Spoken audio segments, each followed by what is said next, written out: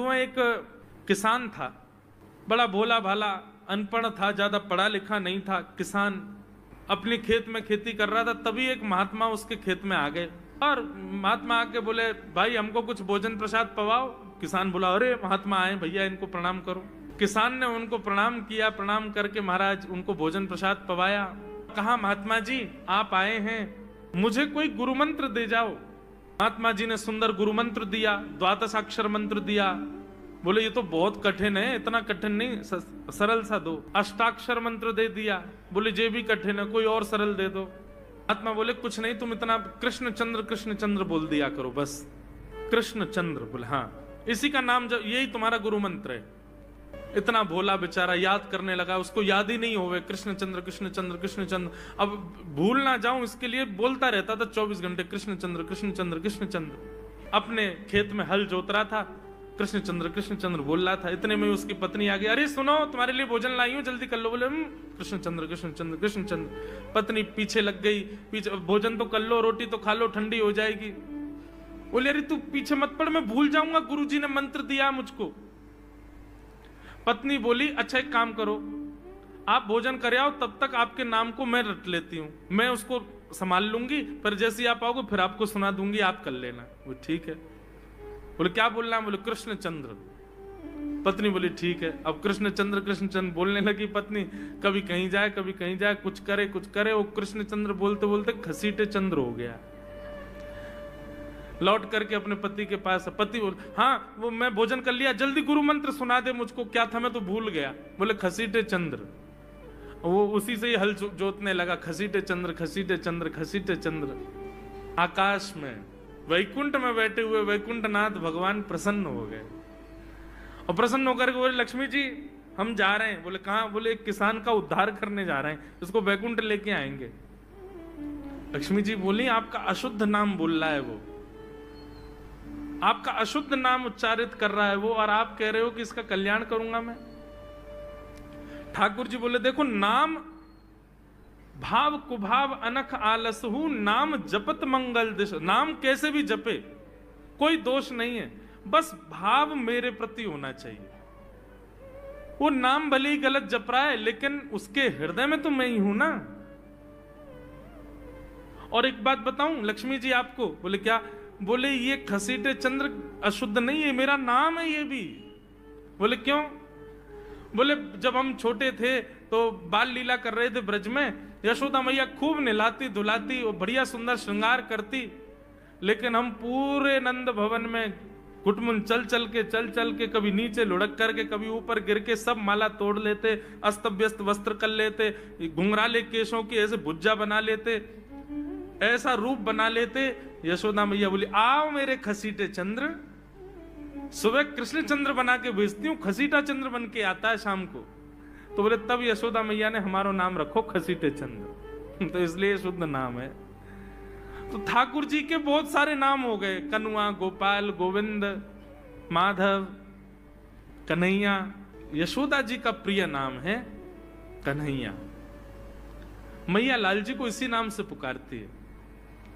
ठाकुर जी अब धीरे धीरे 3.5 वर्ष के हो गए, और जैसे ही 3.5 वर्ष के भय महाराज, मानो जैसे उनके शरीर में स्प्रिंग एक्टिवेट हो गई हो। इतना ऊधम मचाते हैं, इतना ऊधम मचाते हैं, पूरी गोकुल की नाक में दम कर रखा ठाकुर जी ने। यशोदा मैया ने लाल जी को नूपुर पहना रखे। सवेरे जैसे ही ठाकुर जी उठते हैं, नूपुरों की आवाज आती है तो यशोदा मैया तुरंत रसोई घर से दौड़ के जाती है लाला के पास। लेकिन ठाकुर जी इतने चतुर हैं, यमुना तट पर जाते हैं और नूपुरों में बालू भर लाते हैं कि कल नूपुर आवाज नहीं करेंगे, सुबह उठ के हम घर से भाग जाएंगे कहीं और, मैया को पता ही ना चलेगी। ऐसा उधम मचा में। अब ठाकुर जी वो लीला कर रहे हैं जिस लीला पर देवताओं को भी विश्वास नहीं हो रहा है। ऐसी लीला ठाकुर जी कर रहे हैं कि किसी को भरोसा ही नहीं हो रहा कि जगत नियंता जगदाधार ये कर सकता है। बोले ठाकुर जी क्या करते हैं? बोले ये मत पूछो क्या करते हैं, यूं कह रहे हैं क्या नहीं करते। जो माता पिता अपने बालकों को बहुत ऊधमी समझते हैं, बहुत बड़ी कृपा है ठाकुर जी की कि आपके घर ठाकुर जी जैसे उद्यमी बालक नहीं है। ऊधमों के सिरमौर हैं ठाकुर जी। कैसा उधम मचाते हैं? नहा धो करके ठाकुर जी सवेरे तैयार होते हैं, सबसे पहले गैयाओं के पास जाते हैं। मैया कहवे लाला नहा धो के सबसे पहले गैयान को प्रणाम करवे जा, गैयान को स्पर्श कर फिर कछु करियो। ठाकुर जी गैयाओं को प्रणाम करने जाते हैं। जैसे ही देखते हैं कि कोई गैया बैठी है, सो ठाकुर जी कहें अरे अरे मैया या गैया को आलस आ गयो, या को आलस दूर कर दूं।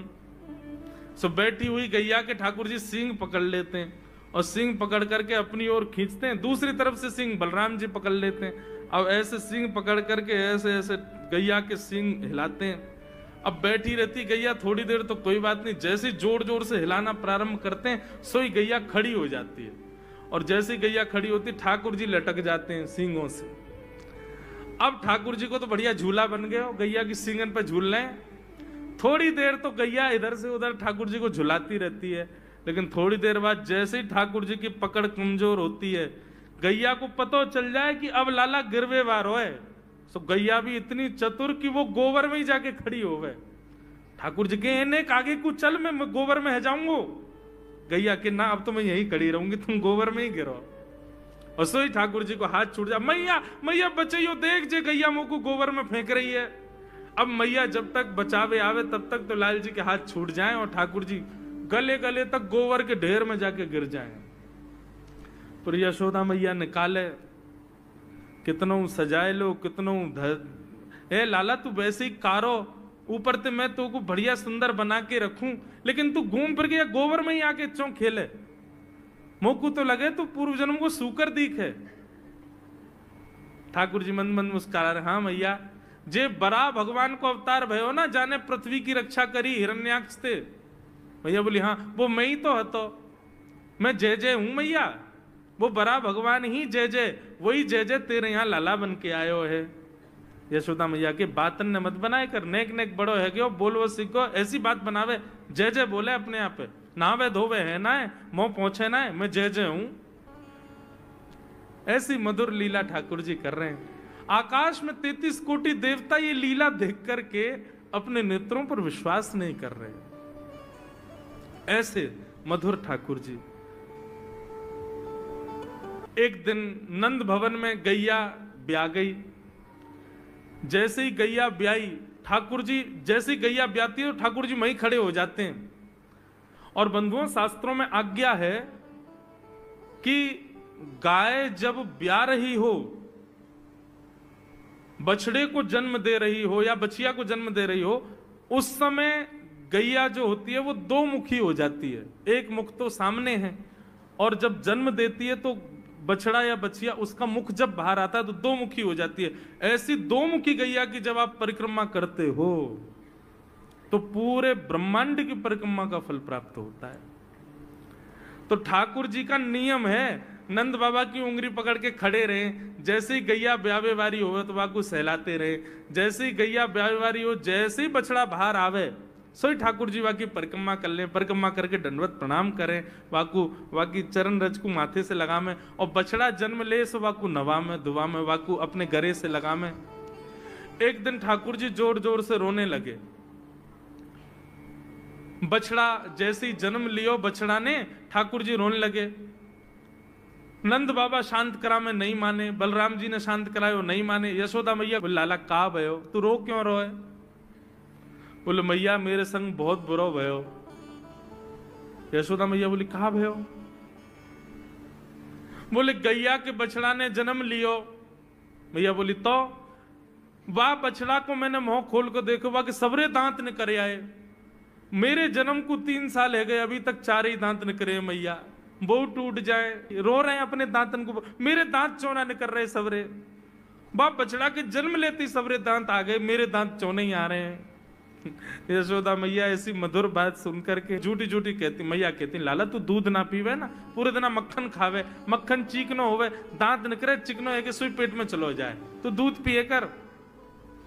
चोटी पकड़ के रोते मैया मेरी चोटी चौना भर रही। बाप बलराम की चोटी देखो कैसी नागिन जैसी चोटी है वाकी, और मेरी चोटी कैसी है मैया, नेक सी पतरी सी। मैया बोले लाला तू दूध ना पीवे, दूध ते चोटी बड़े। बलराम देखिए ऐसा जग भर के दूध पीवे। सो ठाकुर जी दूध को पात्र हाथ में ले में, अपनी चोटी खोल ले में, और फिर चोटी पकड़ करके दूध पी में, और दूध पीते पीते नापते रहे कितनी बड़ी भई कि ना भई अभी। ऐसी मधुर लीला ठाकुर जी करते हैं। ऐसी लीलाएं हैं ठाकुर जी की कि उन लीलाओं को सुनकर के जो ज्ञान के मार्ग को नहीं समझ पाते, जो वैराग्य के मार्ग को नहीं समझ पाते, जो ज्ञान और वैराग्य से ठाकुर जी को प्राप्त नहीं कर पाते, वो इन लीलाओं से ठाकुर जी के हो ही जाएंगे। ऐसी लीला है।